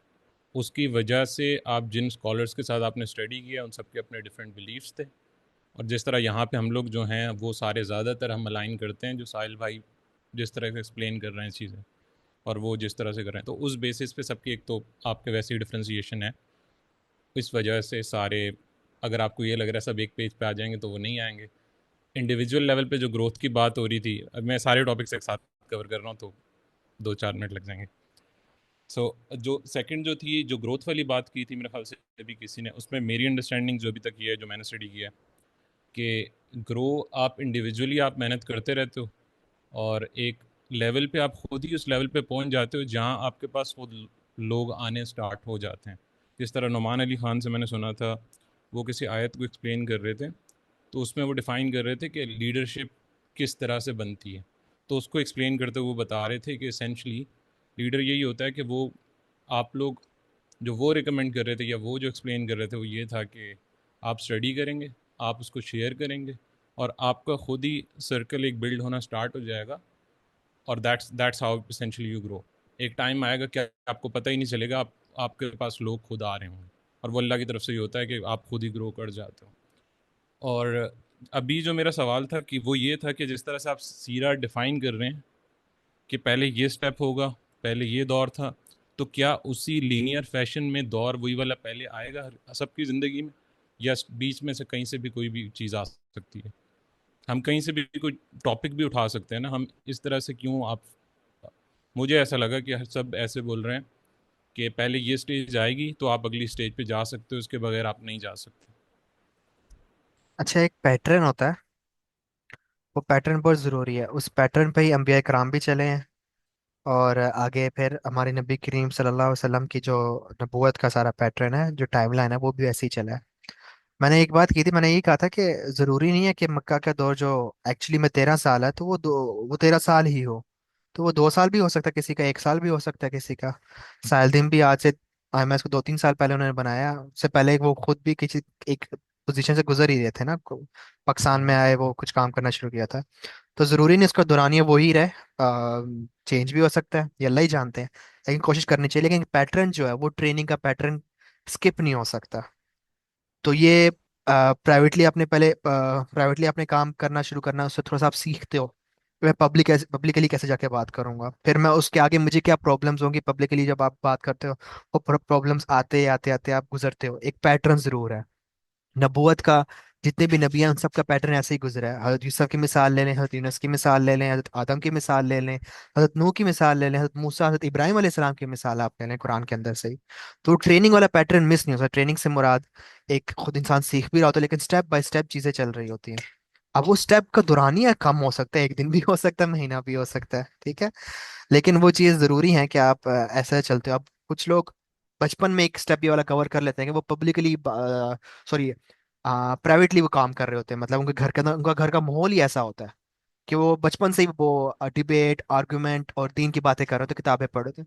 तो ऑब्वियस सी बात है, जब वो अपने अकल शौर की पीक पे जाएंगे, यानी 18+, 20+ होते हैं, तो वो डायरेक्ट छलांग मारेंगे उसके ऊपर, प्राइवेटली, पब्लिकली बात जाके दावत करेंगे। तो उनका वो वाला फेज किसी को भी नजर नहीं आएगा कि यार ये इसने प्राइवेटली क्या तबलीग की भी थी कि नहीं की थी। ये छोटा फेज, उसका वो वाला पार्ट कहाँ है, वो स्किप हो जाएगा ना। लेकिन एक्चुअली में स्किप नहीं हुआ होगा, वो उस फेज से आदमी गुजरता है। ये ट्रेनिंग का प्रोसेस है, उसके ड्यूरेशन पे हम बात कर सकते हैं, लेकिन होता जरूर है। तो ये मेरी अंडरस्टैंडिंग पूरा नबूवत को देखते हुए, सारे नबियों की मेथोडोलॉजीज को देखते हुए। कि वो गुजरना पड़ता है, तो हमें भी उस तरह गुजरना पड़ेगा, तभी हम ट्रेन होंगे कि एक बड़ा काम कर सकते हैं। मैंने अगर एक सियासतदान बनना है तो मैं एक दिन में सियासतदान तो नहीं ना बन सकता, मुझे उस पर 10-15 साल लगाने पड़ेंगे ना। नहीं नहीं, वो तो मैं हाँ समझ रहा हूँ, जाहिर सी एक बात चीज है आप। मैं अजहार, जी एक जी। चीज मैं ऐड करना चाह रही जी थी जी। यहाँ पर। देखिए, मुझे जो अंडरस्टैंडिंग है वो, मेरा क्या ओपिनियन है, मुझे ये चीज नहीं समझ में आ रही है। देखिए, एक लीडर होता है ना, तो हम लीडर के बराबर तो नहीं हो सकते। अगर जो साहिल अदीम की जो नॉलेज है, जो उनकी कंपेटेबिलिटी है, जो कुछ वो है, तो हम कोशिश कर सकते हैं, हम अपने आप का तज़किया भी करेंगे, नॉलेज भी गेन करेंगे, ठीक है, और उनके लश्कर में शामिल भी हो जाएंगे। उनके लश्कर में शामिल हो जाने के बावजूद भी हम लीडर नहीं बन सकते हैं, ठीक है, क्योंकि अगर सपोज कि साहिल अदीम लीड कर रहे हैं, ठीक है, फिर इसी तरीके से अगर मैं देखूं कि कई सालों में एक सलाहुद्दीन अय्यूबी आया था, तो सलाहुद्दीन अय्यूबी अगर एक आया था तो उसका पूरा लश्कर सलाहुद्दीन अय्यूबी नहीं था, ट्रेंड था, तस्किया हुआ था, लेकिन लेवल में फर्क था, ठीक है। तो इसी तरीके से अगर उस्मानिया खिलाफत देख लें, एक उस्मान आया था, उसने खिलाफत जो भी की थी, उसका लश्कर बिल्कुल लीडर जैसा नहीं होगा। तो हम अपने ऊपर अगर रख कर देखें, मैं इंडिविजुअली, कि मैं अभी तक उस लेवल पर नहीं पहुंची हूँ, तो ये जरूरी नहीं है कि मैं उस लेवल पर पहुंच जाऊं, लेकिन मैं उस लश्कर में जरूर शामिल हो गई हूँ, जो लश्कर मुझे आगे लेकर जाएगा। जो मेरा लीडर है, अगर मैं किसी को सोच रही हूँ, उसका लेवल है इतना, तो मैं उस लश्कर में शामिल हो गई हूँ। तो आगे बताएं फिर आप, इसका तो ये अंडरस्टैंडिंग ठीक है कि इंडिविजुअली मैं उतने पर तो नहीं पहुंचूंगी, मगर मैं कुछ तो होंगी। एक मिसाल है, बस वो मिसाल याद रखिएगा हमेशा अपनी ज़िंदगी में। उस्ताद वो होता है जो स्टूडेंट्स को, टीचर वो होता है जो अपने स्टूडेंट्स को टीचर बनना सिखाता है, ना कि स्टूडेंट बनना सिखाता है। जो भी जमात एक लीडर बनाती है, ये जो जितनी पॉलिटिकल जमातें होती हैं, ये पता है फेल क्यों होती हैं? ये यही वजह, हम उनके पीछे लग जाते हैं और ये अपना काम करते हैं, वो लीडर गया तो वो जमात गई, फिर जिस तरह मर्जी के बाद में लोग आ जाए काम नहीं होते। नबी करीम सल्लल्लाहु अलैहि वसल्लम खुद परफेक्ट लीडर थे, तो उन्होंने आगे लीडर्स बनाए हैं, कौन से? हजरत अबू बकर सिद्दीक, हजरत उमर, हजरत अली और हजरत उस्मान, ये लीडर्स बनाए हैं। उसके बाद फिर लीडर्स की ही लिस्ट चली आगे, जितनी भी बादशाहत बाद में आई हैं। तो ये चीज़ है कि अगर हम लोग, साहिल दीप हमें एक हमारे लिए उस्ताद हैं, तो वो लाजमी, और चूंकि वो ये काम यही कर रहे हैं, मुझे पता है उनका, वो लाजमी स्टूडेंट्स को टीचर वाला रुतबा देना चाह रहे हैं, यानी कि वो स्टूडेंट्स टीचर बने कल को। जब टीचर बनेंगे, वो it is obvious teacher lead ही कर रहा होता है ना चीज़ों को। तो टीचर, मैं एक मिसाल के लोग वर्ड वर्ड लेके यूज करके मुहावरतन बात कर रहा हूँ, ये मिसाल क्योंकि चली जाती है, आम कॉमन है। अब वो जरिए नहीं, वो टीचर जो टीचर ही रहा है, वो क्या पता लीडर बन जाए, वो क्या पता बिजनेसमैन बन जाए, कुछ भी बन सकता है। लेकिन अपने लाइफ के अंदर ये मिसाल लाजमी आपने रखनी है कि आपने चेन इस तरह बनानी होती है, एक मैन्युफैक्चरिंग कंपनी से इंडस्ट्री खोलनी होती है कि जो इसमें प्रोडक्ट आता रहे। अगर वो आपने मशीन रखी नहीं मैन्युफैक्चरिंग के लिए, तो वो इंडस्ट्री खोल भी लो तो कोई फायदा नहीं है, वो बंद हो जाएगी कल को। तो ये चीज होती है। तो साहिल इसी पे काम कर रहे हैं, साहिल कल नहीं होंगे तो कोई और एक लीडर सामने जरूर आएगा उनमें से ही, ठीक है, तो आएगा जरूर। अगर हम लोग ये साइकोलॉजी रखेंगे तो ये एक बहुत बड़ा फेलियर है कि हम नहीं बन सकते। तो हम क्यों नहीं बन सकते? क्योंकि हमने खुद को अपने ऊपर जंजीरें डाल ली कि मैं ये जंजीर तोड़ नहीं सकता, ठीक है, तो ये अच्छा, चीज है। यहाँ पे मेरा एक सवाल है कि आप लीडर किस तरह से डिफाइन कर रहे हैं। फॉर एग्जांपल, अगर आपकी सर्टेन फॉलोइंग है तो उसके बाद आप उसको लीडर कंसीडर करेंगे उस बंदे को, या किस तरह से, किस किस स्टेज के बाद मुझे ये पता चल जाएगा कि अब मैं लीडर बन चुका हूँ, या लाइक टेकिंग यही हम्म वाला आर्गुमेंट जिस पे बात चल रही है कि हम हम्म साहिल नदीम को किस तरह से लीडर डिफाइन कर रहे हैं based on the following. Following ही कह सकते हैं, लेकिन मैं वर्ड फॉलोइंग का यूज नहीं करूंगा। लोग उनको अंडरस्टैंड करते हैं और उनके साथ चलने के लिए तैयार हो रहे हैं कि ये जो बात कर रहे हैं ये मजबूत दलील से बात कर रहे हैं और हमें इनको फॉलो करना जरूरी है। इस पे मैं कुछ ऐड करना चाहूंगा। जी जरूर। असल में हम दो चीजें मिक्स कर रहे हैं कि हम फॉलो अल्लाह और रसूल को कर रहे हैं। असल में जो हाँ लीडिंग बिल्कुल की सही। जो पोजीशन है वो इस तरह है कि जो अल्लाह और रसूल के करीब लेके जा रहे हैं, हम उसकी बात को मान रहे हैं और उसके साथ जमा हो रहे हैं। मैंने स्टार्ट में भी यही क्वेश्चन किया था, जैसे वो सिस्टर ने भी पूछा था कि एक इंडिविजुअल लेवल पे तो आपने कह दी हिजरत करनी है, बट एक अपर लेवल पे कि जैसे मसाजिद हैं, जैसे उल्मा हैं, सारे हैं, मानते तो अल्लाह रसूल को ही है ना। साहिल दीन भी अल्लाह रसूल की बात करते हैं, अगर वो अल्लाह रसूल की बात नहीं करेंगे तो यहाँ में से कोई भी नहीं होगा। इसी तरह कोई भी आप आलिम को उठा लें तो वो यही होगा कि अल्लाह रसूल की बात करोगे तो लोग उसे फॉलो कर रहे होंगे। तो हम सुन अल्लाह ताला और उसके रसूल सल्लल्लाहु अलैहि वसल्लम की ही रहे हैं। लेकिन ये है कि जो हमारी ग्रामर के साथ सेट हो रहा है। फॉर एग्जाम्पल सालिदीन भाई खुद भी बात करते हैं कि जो ग्रामर हमारी इस टाइम की जो डिक्शनरी है, ग्रामर है, अगर हमारी ग्रामर के साथ कोई आलिम सेट होता है तो लोग उसको सुनना शुरू कर देते हैं। बात अल्लाह रसूल की हो रही थी और हुक्म अल्लाह का ही है और हमारे लीडर भी नबी सल्लल्लाहु अलैहि वसल्लम ही हैं। बट ये है कि हमें उनके करीब कौन लेके जा रहा है तो हम उसको सुन रहे हैं। इस टाइम हम जमा इसी वजह से हुए हैं कि सर साहिल जो है वो बहुत अच्छी बात करते हैं और हमारी ग्रामर के साथ सेट बैठ रहे हैं। सो इसका आई थिंक आंसर शायद ये बैठता है मेरी साइड से। जी बिल्कुल सही, बिल्कुल सही है। जी मलिहा। ओके, सो बेसिकली जो कलेक्टिव लेवल की बात हो रही थी, where are we on this stage, मतलब उस लिहाज से बस मुझे ये कहना था कि फर्स्टली मतलब हमें ये चीज़ जहन में रखनी होगी कि ज़रूरी नहीं कि वो लीनियर हो। सेकेंडली ये चीज़ जो है ना, मतलब what I think, this is my own opinion, कि हम लोग जो है ना उस डायरेक्शन जो हमारा था ना एज अ ग्रुप, वो हमारा गलत था। एंड हमें ये रियलाइज हुआ, although we were moving towards the Medina stage, but then we as a group realise कि ये चीज़ गलत है, तो फिर हम लोगों ने रीस्टार्ट किया। तो कलेक्टिव लेवल पे we restarted with that, because obviously just this is very hopeless, you know, just that कि हम लोग दोबारा शुरू करें, बिकॉज हम लोगों ने डायरेक्शन लूज किया, हमारी फिलोसफी करप्ट थी, तो हमें वहां से स्टार्ट करना पड़ा अगेन। तो दैट्स द थिंग कि मतलब जैसे जो और सब लोगों ने कहा कि हमें एजुकेशन पे बहुत ज़्यादा फोकस करना पड़ा, that is the very reason कि हमारी फिलोसफी करप्ट हो गई, फिर उसके बाद हमारी साइकोलॉजी जो बन रही है वो हमें करेक्ट करनी है, then we can you know group together in a better way, because जो हमने ग्रुपिंग की है वो already like it's on wrong psychology. So that's the problem that we are facing. So yeah, I just wanted to add this one. अच्छा, इसमें मैं add करना चाहूंगी कि ये जो बहस है ना कि हम लोग मक्का पीरियड में हैं या मदीना पीरियड में हैं, ये आज तक चलती आ रही है। और हमारे उलमा इकराम जो है वो ज़्यादातर यही कहते हैं कि हम लोग अभी मक्का पीरियड में हैं। तो उसके अकॉर्डिंग जो है ना वो सारा कुछ करके बता रहे होते हैं कि जिस तरह से हम लोग जिहाद नहीं कर सकते और सारी वो चीज़ें। तो फॉर एग्जाम्पल अगर कोई गैर मुस्लिम वो मुसलमान होता है, तो क्या आप लोगों को पता होगा कि ज़कात का जो हुक्म है ना वो हिजरत के बाद तकरीबन 13 साल बाद नाजिल हुआ था। तो क्या हम उस गैर मुस्लिम को ये कहेंगे कि अभी आप इस्लाम लाए हो तो अभी 13 साल बाद आपके ऊपर ज़कात फ़र्ज होगी, सॉरी रोज़ा फ़र्ज होगा, ज़कात नहीं। तो तुम तब तक जो है ना वो तुम मतलब कि अपने आप का वो तज़किया करो, जो भी करो, तो रोज़ा जो तुम्हें ना इतने सालों के बाद तुम रखना। जब हम लोग इस्लाम का नाम लेते हैं ना, उसका मतलब ये है कि जब अल्लाह ताला कहते हैं कि दीन में पूरे के पूरे दाखिल हो जाओ, तो इसका मतलब ये है कि पूरे के पूरे दाखिल होना है। और हमारा मसला ये है कि हम लोग जो हैं वो अपने आप को नहीं देख रहे कि इंडिविजुअली मैं क्या कर रही हूँ। जो जो मेरे इर्द गिर्द है, मेरी सबसे पहले मेरी जिम्मेदारी अपने माहौल की है, अपनी सोसाइटी की है। हम लोग जो है वो सबसे पहले हम लोग जाके उम्मा की बात करने लगते हैं, लेकिन हमारे इर्द गिर्द क्या हो रहा है, हमें उस चीज़ का, उसको हम लोग ने कैसे ठीक करना है हम उसकी बात नहीं करते। सर साहिल कहते हैं कि आप लोग फाइनेंशियली इंडिपेंडेंट हो, पॉलिटिकली हो, इकोनॉमिक, आप लोग मॉडली, ये सारी चीज़ें बता रहे होते हैं कि आप लोग अपने नंबर्स गैदर करें। तो जब हम लोग नंबर्स गैदर करेंगे उसके बाद होता यह है कि मूवमेंट्स, अगर पूरी दुनिया से मुख्तलिफ खित्तों से मूवमेंट्स निकलें, वो बाद में जाके एक खलीफा जो है वो उनको लीड करेगा, वो बाद में बात आती है। अभी हम लोगों को जो डिस्कशन करनी चाहिए वो ये होनी चाहिए कि हम लोग खुद क्या कर रहे हैं, हम लोगों को किस तरह से वो चीज़ें करनी चाहिए कि हम लोग अपने आसपास जो है वो सोसाइटी लेवल पे काम कर सकें।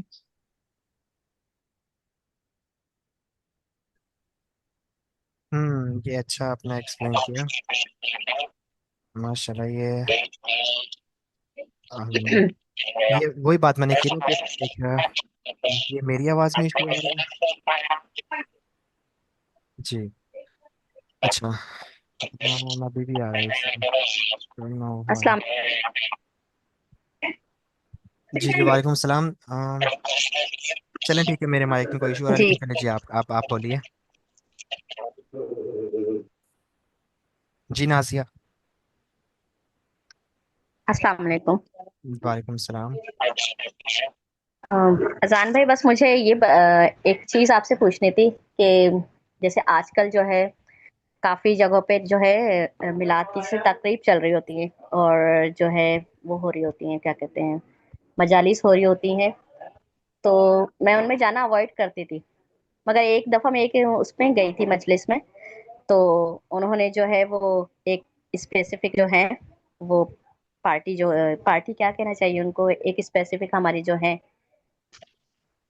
तो उन्होंने जो है वो दर्स दे रही थी, तो कह रही थी कि डायरेक्ट कुछ नहीं होता है, वसीले से मांगना ही पड़ता है, और इस तरीके से, और बहुत सारी वो जो थी काफी जो थी अ, बात कर रही थी, तो मुझे सही नहीं लग रही थी, पर मैंने कुछ नहीं कहा, मैं खामोश हो गई।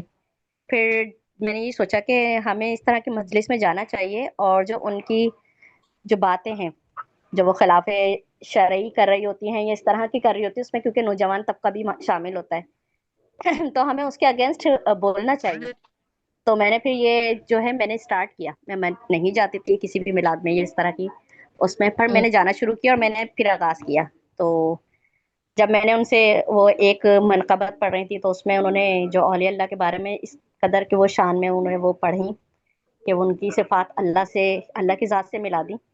तो फिर मैंने जो है उनसे, जब वो मिलाद खत्म हो गया, सबसे हाथ मिलाने लगी, तो फिर मैंने उनसे सवालात करना शुरू कर दिए। तो समझे पूरा मजमा जो है वो एकदम से मुझ पे झपट पड़े, सबने मुझ पे ही हमले करना शुरू कर दिए।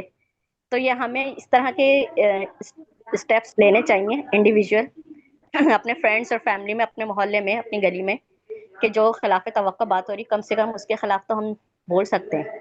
एक तकरीब में मेरे साथ ऐसा हुआ, फिर मैं दूसरी तकरीब में गई, तब फिर इसी तरीके से कुछ बातें होने लगी, तो भी मैंने ऑर्गो किया वहां पे दलाइल के साथ। मैं तैयारी के साथ गई थी, मैंने अहादीस के हवाले, कुरान से हवाले लिए, इस तरीके से मैंने बात उनको कोट की दलाइल के साथ।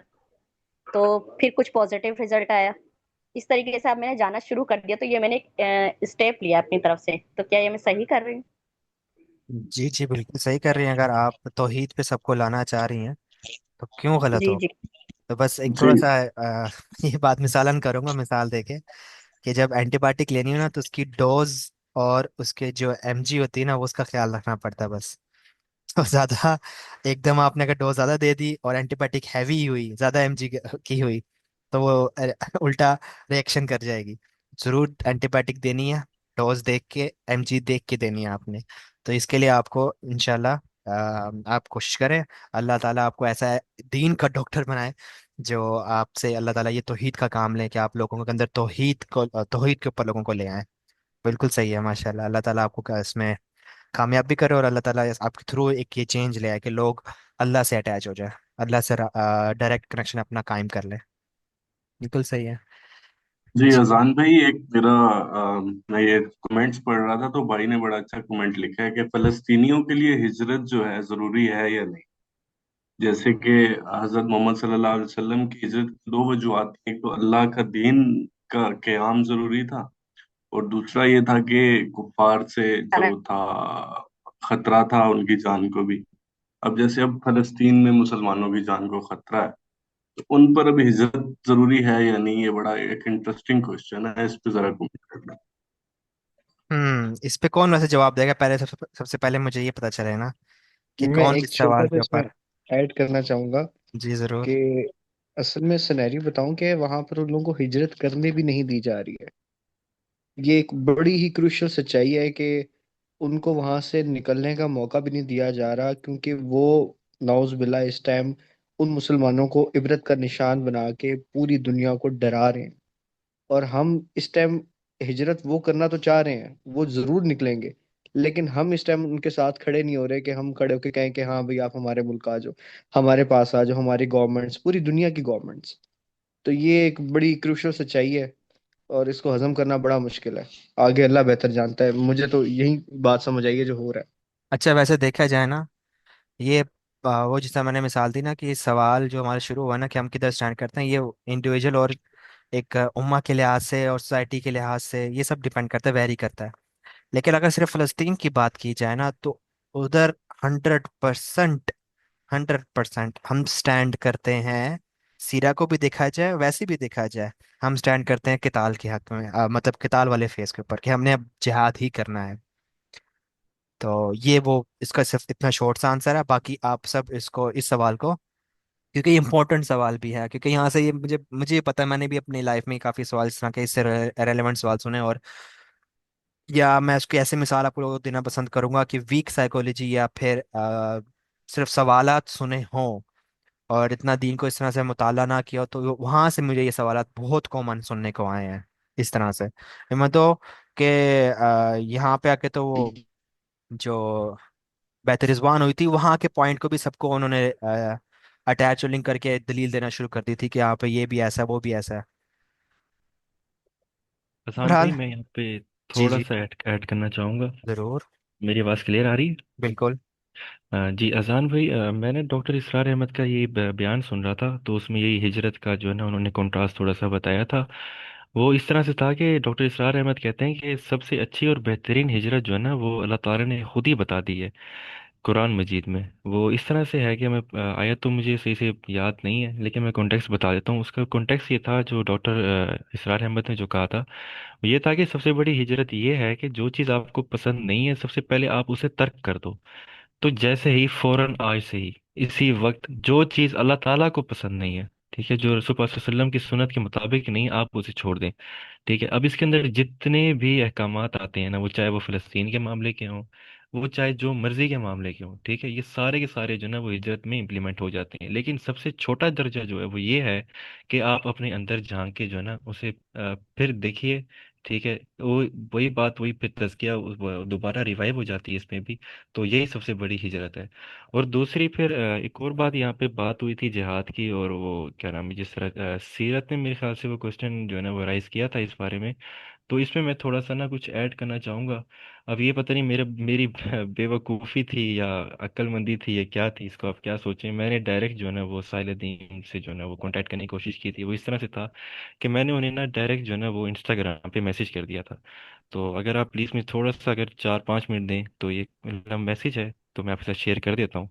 तो थोड़ा सा मैंने तो उनके सवाल भी उठाया था, जो उन्होंने कहा था ना कि मेरा 100 ईयर का प्लान है। तो उसके मामले में बिल्कुल छोटा सा एक जो है ना मतलब एक नुक्ता जो है वो मैंने पेश करना था। अगर आप सुनना चाहते हैं जान भाई, तो मुझे थोड़ा सा जो है ना वो एग्रीमेंट देते हैं, मैं यहाँ पे थोड़ा सा जी पेश जी, कर दूँ आपके जरूर, सामने। दीजिए जी, जरूर। तो ये मैसेज है पूरा, ये मैंने लिखा हुआ है, ये आपने प्लीज़ सुनिएगा। मेरे इसमें मैसेज ये था कि अस्सलाम वालेकुम रहमतुल्लाहि व बरकातहू। उम्मीद है कि मेरा पैगाम आप तक पहुँचे और आप खैर खैरियत से होंगे, आमीन। मैं तकरीबन 3 साल से आपको सुन रहा हूँ। माशाल्लाह, अल्लाह ताला आपको जज़ाए खैर दे और आपकी तबलीग को कबूल फरमाए। मेरे चंद जुमले शायद आपको सख्त लगेंगे, मगर मेरी बातों को बर्दाश्त फरमाइएगा। ये मैंने साहिद अदीम साहब को पहले मैसेज किया था। ये एतराज़ात बिल्कुल छोटे से हैं, शायद आप सुनेंगे तो आपको पता चलेगा। आपका 100 साल का मंसूबा है। मैं आईएमएस का रुकन हूँ। रुकन होने के नाते और अकल और शऊर रखने के नाते आपकी इस मुहिम की जो है वो इज़्ज़त करता हूँ।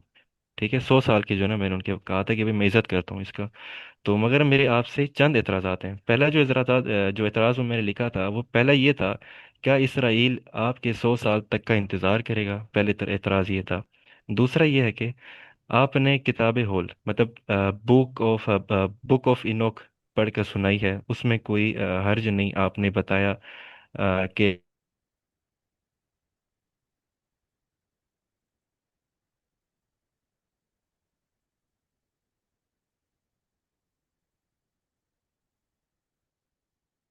आप सबको फारिस की आवाज़ आ रही है? जी आ जी रही है। जी, जी। आगे वो ऐसा है कि आगे मैं बताता हूँ। क्या आपने कभी तालमूद पढ़कर सुनाई, जिसमें साफ लिखा है कि गैर यहूदी गोइम जानवर हैं, उनका कत्ल करो, 3 साल तक बच्चों के साथ ज्यादती करो, उन पर फर्ज है कि वो गैर यहूदी को मार दें, और यही लोग हमारे और आपके नबी सल्लल्लाहु अलैहि वसल्लम को गोलियां देते हैं, मतलब गालियां देते हैं, सॉरी। तीसरा एतराज़ ये था कि इन्हीं दिनों जब आप शायद ये पैगाम पढ़ें मेरा, जब मैंने मैसेज किया था उन्हें, इसराइली वजीर आज़म ने मस्जिद अक्सा पर पहला हथौड़ा मार दिया है। शहादत के अमल की पहली ईंट उसने रख दी है। चौथा मेरा एतराज़ ये था, क्या आप 100 साल में ऐसे मुजाहिदीन तैयार कर सकेंगे कि जब जंग का वक्त आए तो वो वाकई मैदान में कुछ कर सकें? क्या वो इस काबिल होंगे कि वो लड़ सकें? क्या हम कमज़ोर और नाकारा लोग जो जंग पर ले जाएंगे, या हमारी अफवाज जो नाकाम हो चुकी हैं? मेरा चौथा ये था। और पांचवा जो मेरा एतराज़ ये था वो ये था कि आपका हक बताना था कि आप खिलाफत ना, आपका हक बताना ये था कि आप खुद खिलाफत को नाफिज करते। आपको डर किस चीज़ का है? इस वक्त खिलाफत फर्ज ऐन है। आपके पास लोग मौजूद हैं, उनका साथ है, मैं भी आपके साथ खड़ा हूँ। क्या हम एक कैंप बना सकते हैं जहां हम कम कम अज कम जंगी हथियार चाहे जिस नौयत के हों चलाना सीख सकें? उसके बाद फिर मैंने डॉक्टर इसरार अहमद का जो है ना वो मैंने स्पीच सुनी थी, और वो मेरी one of the most favourite तरीन जो वो स्पीच है, वो कुरान, सीरा, अल्लाह ताला की अहकामात और रसूल सल्लल्लाहु अलैहि वसल्लम के अहकामात जो इसके उनके बाद जो है ना, जो तीसरा जो है अहकाम जो है ना, वो जो मेरा मोस्ट फेवरेट तरीन है, जो जिसे मैं कभी भी इग्नोर नहीं कर सकता। ये हमेशा मेरे स्टेटस पे लगता है ताकि मेरी बातें क्या डॉक्टर इसरार अहमद की बातें आगे पहुंचे। वो क्या उन्होंने स्पीच में फरमाया था, यही मैंने जो है ना वो लिख के उन्हें बताया था। आखिर करना क्या है? ये डॉक्टर इसरार अहमद ने खिलाफत के बारे में थोड़ा सा कुछ बताया था कि करना क्या है आखिर। वो ये है कि यनहाउना अनिल मुनकर, बुराई से रोको जब तक ताकत है। ठीक है। और उसके बाद क्या है, क्या है कि आइद्दु लहुम अस्ततातुम मिन कुव्वा, जितनी ताकत फराहम कर सकते हो करो, जमा करो, नफली बढ़ाओ, तरबियत बढ़ाओ, इसार और कुर्बानी का जज्बा बढ़ाओ, निज़ाम व ज़ब्त का शऊर बढ़ाओ, बढ़ाते रहो बढ़ाते रहो। जब अवाम साथ चलें और खिलाफत के साथ आने का वादा करें तब मैदान में आओ। अगर इस राह में सीने पर गोलियां भी खा लें तो ये भी अल्लाह की राह में शुमार होगा। डॉक्टर इसरार अहमद ने तहरीक शुरू की, मगर उनके इंतकाल के बाद कोई ऐसा शख्स सामने ना आया जो इक़्तिदार में आ सके। आप में वो सलाहियतें हैं, मौजूद हैं, जो मैंने साहिल अदीम साहब को स्पेशली मैंने उन्हें कहा है कि आप में वो सलाहियतें मौजूद हैं। ठीक है। फिर सातवें इतराज सुने आप किस नौजवान से खिताब कर रहे हैं? वो नौजवान जो कुरान और हदीस घर पर पढ़ता है, और उसके घर पर मौजूद भी हैं वो कुरान और हदीस, लेकिन वो उस पर अमल नहीं करता। अगर कर भी ले तो आपको किस बात का यकीन है कि वो कल अल्लाह और इसकी रसूल के हुक्म को नाफिज करेगा? ये मेरे चंद इख्लाफात हैं आपसे। मैं रोज़ाना रो रहा हूँ, मेरी हर नमाज की दुआ यही है कि तू मुझे खलीफा बना दे, या कोई ऐसा मुजाहिद पैदा फरमा, या किसी ऐसे शख्स को बदल दे जो इस काम के काबिल हो। मैं आपको मुंतखब करता हूँ, आपके पास इल्म है, आपके पास तलबा हैं, नौजवान आपके साथ चलेंगे। आप कम से कम इस पर कोई बात तो करें। मैं कब तक बर्दाश्त करूं कि दीन की धज्जियां बिखेरी जा रही हैं, आप देख रहे हैं, और मैं भी। कल को अल्लाह हमें बदल देगा, हम पर अजाब आ जाएगा। अल्लाह किसी कौम को बदलने में वक्त नहीं लगाता। हम वक्त और अल्लाह के पाबंद हैं। उम्मीद है कि आप मेरी बात को समझेंगे। जज़ाकल्लाह खैर। ये मेरा एक मतलब मैसेज था। इसमें अगर आप कोई जवाब देना चाहें तो आप देते हैं आसान भाई। इस वक्त मेरी हिम्मत नहीं है कि मैं इसके बाद कोई आगे बात कोई कर सकूं। इस टाइम मेरा जिस्म कांप रहा है, क्योंकि हर बंदे को नजर आ रहा है कि इस टाइम जो है ना वो इस्लाम की धज्जियां बिखेरी जा रही हैं। आप भी देख रहे हैं, वो मैं भी देख रहा हूँ। इसमें हर मुसलमान जो भी यहाँ पे हमारे साथ इस जूम मीटिंग में है, चाहे वो किसी भी फिरके से हो, चाहे वो अहले हदीस हो, मैं बात करता हूँ, चाहे वो गैर मुकल्लिद हो या तो गैर मुकल्लिद हो। मुकल्लिद में जो है ना वो सारे फिरके आ जाते हैं, गैर मुकल्लिद में भी जो है ना तीन चार फिरके आ जाते हैं। यहाँ पे फिरके की बात नहीं, यहाँ पे इस्लाम की बात है। बातें करना बहुत आसान है, लेकिन इस चीज़ को इम्प्लीमेंट करना वो इंतहाई मुश्किल है। लेकिन हमारे पास एक जो है ना वो साहिल अदीम है, जो इस टाइम जिसको मैं चूज़ करता हूँ। उनके पास इल्म है, उनके पास हर चीज़ का शऊर है, उनके पास बुक्स एंड बुक्स उन्होंने पढ़ी हुई हैं। तो आगे हम्म। इसके बाद मैं कुछ बात नहीं कर सकता, मेरे अंदर और हिम्मत नहीं है। मैं डेली इंस्टाग्राम ओपन करता हूँ, सामने जो ना मेरे मुंह के ऊपर जो ना वो इसराइली नेतन्याहू की कोई ना कोई बयान आ जाता है, कुछ आ जाता है, उसी टाइम में मेरा बस नहीं चलता कि मैं क्या करूँ। बस अब आप इसमें थोड़ा सा कुछ बता दें प्लीज। चलें, आपकी लिस्ट तो इतनी लंबी है कि मुझे तो अभी याद ही पता याद भी नहीं रहनी।